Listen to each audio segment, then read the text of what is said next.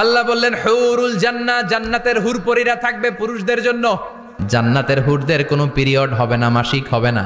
Hurun আইন, এদের ডাগর ডাগর চোখ থাকবে, মেঘ কালো কেশ থাকবে, সুন্দরী, রূপবতী, গুণবতী, অপ্সরা, প্রিয়ংবদা, সুহাসিনী, সুকেশিনী, সুভাষিনী, দেখলে পাগল পাড়া হয়ে যাবে জান্নাতীরা।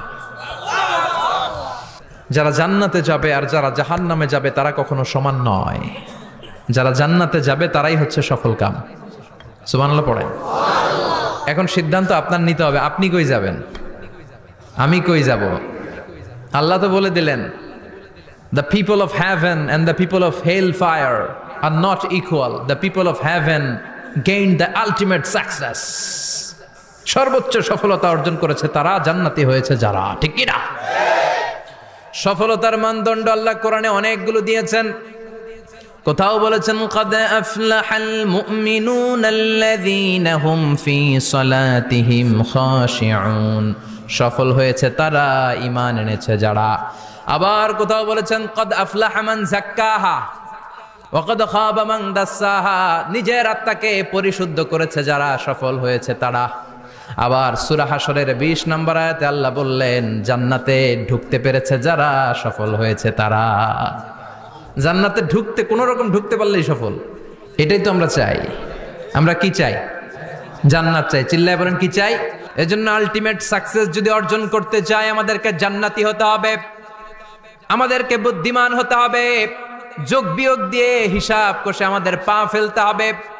মুমিনরা বোকা হয় না, মুমিনরা অথর্ব হয় না, মুমিনরা তাওয়াক্কুল করে কার উপর? আর মুমিনদের টার্গেট হলো জান্নাত। মুমিনদের টার্গেট কি? আবার অন্য আয়াতে আল্লাহ বললেন ফামান যুহজিহা আনিন নারি ওয়া উদখিলাল জান্নাতা ফাকাদ ফাজ ওয়া মাল হায়াতুদ দুনিয়া ইল্লা মাতাউল গুরুর। জাহান্নাম থেকে যারা বের হওয়ার সার্টিফিকেট পেল, জাহান্নাম থেকে যারা মুক্তি পেল, আর জান্নাতে ঢোকার গ্যারান্টি যারা পেল, তারাই হলো আসল সফল। সুবহানাল্লাহ পড়েন।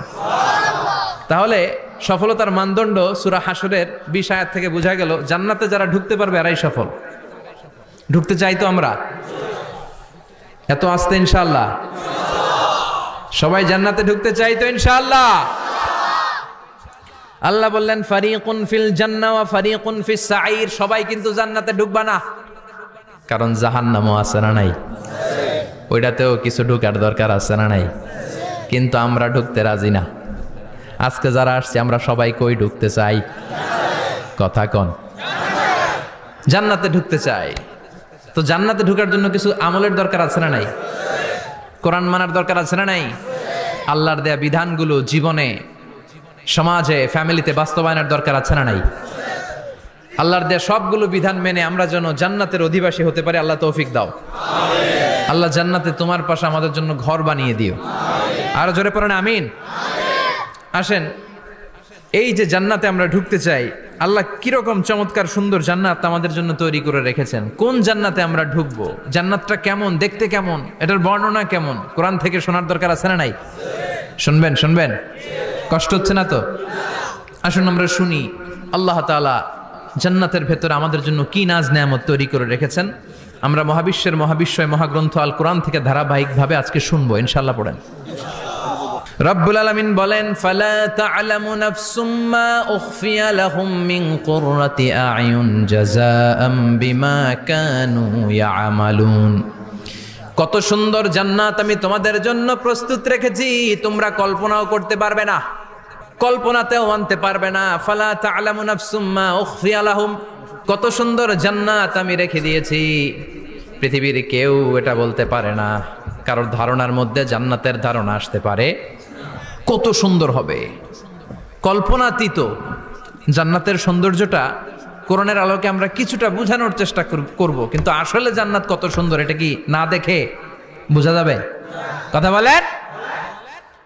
বুখারী মুসলিমের বর্ণনা মানে মুত্তাফাক আলাইহি, বিশ্বনবী বললেন রব্বুল আলামিন ঘোষণা দিয়েছেন আ'আদাতু লিইবাদিয়াস সালিহিন, আমি আমার নেককার বান্দাদের জন্য এমন জান্নাত তৈরি করে রেখেছি মা লা আইনুন রাত, পৃথিবীর কোনো চোখ সেটা দেখে নাই, ওয়ালা উযুনুন সামিআ